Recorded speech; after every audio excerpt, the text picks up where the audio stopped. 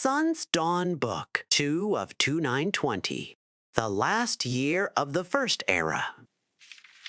3. Sun's Dawn 2920, the Isle of Artaeum of Somerset. Satha watched the initiates float one by one up to the oasam tree, taking a fruit or a flower from its high branches before dropping back to the ground with varying degrees of grace. He took a moment while nodding his head in approval to admire the day. The whitewashed statue of Surabane, which the great mage was said to have posed for in ancient days, stood at the precipice of the cliff overlooking the bay. Pale purple proscato flowers waves to and fro in the gentle breeze. Beyond, ocean and the misty border between Artaeum and the main island of Somerset. By and large, acceptable, he proclaimed as the last student dropped her fruit in his hand. With a wave of his hand, the fruit and flowers were back in the tree. With another wave, the students had formed into position in a semicircle around the sorcerer. He pulled a small fibrous ball, about a foot in diameter, from his white robes. "What is this?" The students understood this test. It asked them to cast a spell of identification on the mysterious object. Each initiate closed his or her eyes and imagined the ball in the realm of the universal truth. Its energy had a unique resonance, as all physical and spiritual matter does. A negative aspect, a duplicate version, relative paths, true meaning, a song in the cosmos, a texture in the fabric of space, a facet of being that has always existed and always will exist. "A ball," said a young Nord named Wellig, which brought giggles from some of the younger initiates, but a frown from most, including Sotha. "If you must be stupid, at least be amusing," growled the sorcerer, and then looked at a young, dark-haired Altmer lass who looked confused. "Lilatha, do you know?" "It's Grom," said Lilatha uncertainly. "What the drubmeth after they've Kerkrevinasim?" "Kervinasim, but very good nonetheless," said Sotha. "Now, tell me, what does that mean?" "I don't know," admitted Lilatha. The rest of the students also shook their heads. "There are layers to understanding all things," said Sotha. "The common man looks at an object and fits it into a place in his way of thinking. Those skilled in the old ways, in the way of the Sejik, in mysticism, can see an object and identify it by its proper role. But one more layer is needed to be peeled back to achieve understanding. You must identify the object by its role and its truth, and interpret that meaning. In this case, this ball is indeed Grom, which is a substance created by the Druff, an underwater race in the north and western parts of the continent. For 1 year of their life, they undergo Karvinasim when they walk upon the land. Following that, they return to the water and meth, or devour the skin and organs they needed for land dwelling. Then they vomit it up into little balls like this. Grom. Druv vomit. The students looked at the ball a little queasily. Sotha always loved this lesson. 4. Sun's Dawn 2920, the Imperial City, Cyrodiil. "Spies," muttered the Emperor, sitting in his bath, staring at a lump on his foot. "All around me, traitors and spies." His mistress, Rika, washed his back, her legs wrapped around his waist. She knew after all these many years when to be sensual and when to be sexual. When he was in a mood like this, it was best to be calmly, soothingly, seductively sensual, and not to say a word unless he asked her a direct question, which he did.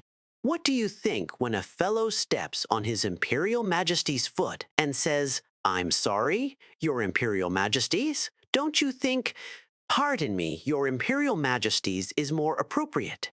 I'm sorry. Well, that almost sounds like the bastard Argonian was sorry I am his Imperial Majesty, that he hopes we lose the war with Morrowind. That's what it sounds like. What would make you feel better? Asked Rija. Would you like him flogged? He is only, as you say, the battle chief of Soul Rest. It would teach him to mind where he's stepping. My father would have flogged him.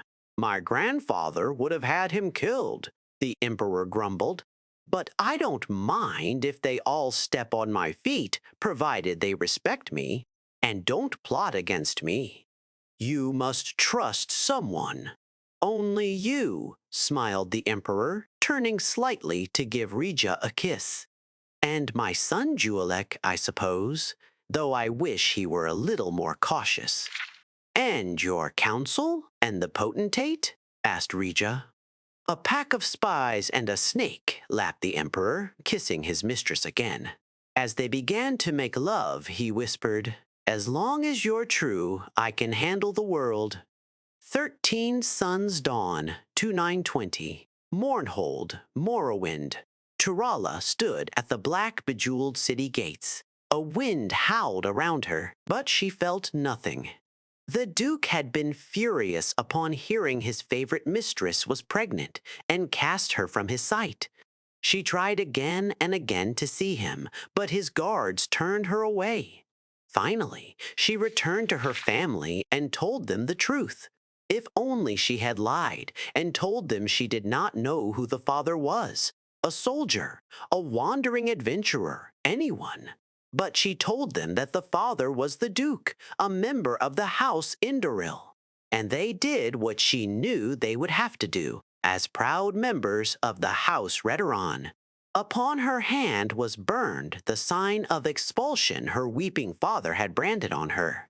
But the Duke's cruelty hurt her far more. She looked out the gate and into the wide winter plains. Twisted, sleeping trees and skies without birds. No one in Morrowind would take her in now. She must go far away. With slow, sad steps, she began her journey. 16 Suns Dawn, 2920. Senchal, Anaquina, modern-day Elsewhere. What troubles you? Asked Queen Hassama, noticing her husband's sour mood. At the end of most lovers' days, he was in an excellent mood, dancing in the ballroom with all the guests. But tonight he retired early. When she found him, he was curled in the bed, frowning. That blasted bard's tale about Polydor and Eloisa put me in a rotten state, he growled. Why did he have to be so depressing? But isn't that the truth of the tale, my dear?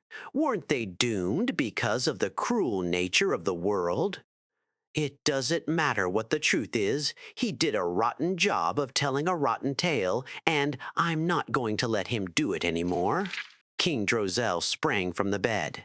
His eyes were rheumy with tears. Where did they say he was from again? I believe Gilverdale in easternmost Valenwood, said the queen, shaken. My husband, what are you going to do? Drozel was out of the room in a single spring, bounding up the stairs to his tower. If Queen Hassama knew what her husband was going to do, she did not try to stop him. He had been erratic of late, prone to fits and even occasional seizures, but she never suspected the depths of his madness, and his loathing for the bard and his tale of the wickedness and perversity found in mortal man. 19. Sun's Dawn, 2920. Gilverdale, Valenwood. Listen to me again, said the old carpenter. If cell 3 holds worthless brass, then cell 2 holds the gold key. If cell 1 holds the gold key, then cell 3 hold worthless brass. If cell 2 hold worthless brass, then cell 1 holds the gold key. I understand, said the lady. You told me. And so cell 1 holds the gold key, right? No, said the carpenter. Let me start from the top. Mama? Said the little boy, pulling on his mother's sleeve.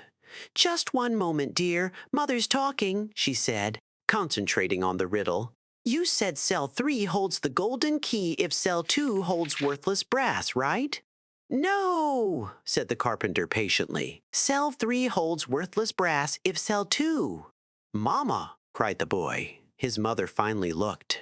A bright red mist was pouring over the town in a wave, engulfing building after building in its wake. Striding before was a red-skinned giant, the Daedra Molag Bal. He was smiling.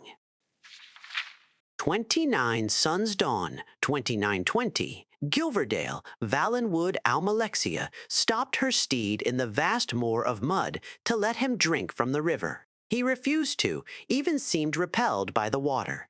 It struck her as odd. They had been making excellent time from Mournhold, and surely he must be thirsty. She dismounted and joined her retinue. Where are we now? She asked. One of her ladies pulled out a map. I thought we were approaching a town called Gilverdale. Almalexia closed her eyes and opened them again quickly. The vision was too much to bear. As her followers watched, she picked up a piece of brick and a fragment of bone and clutched them to her heart. We must continue on to Artaeum, she said quietly. The year continues in first seed.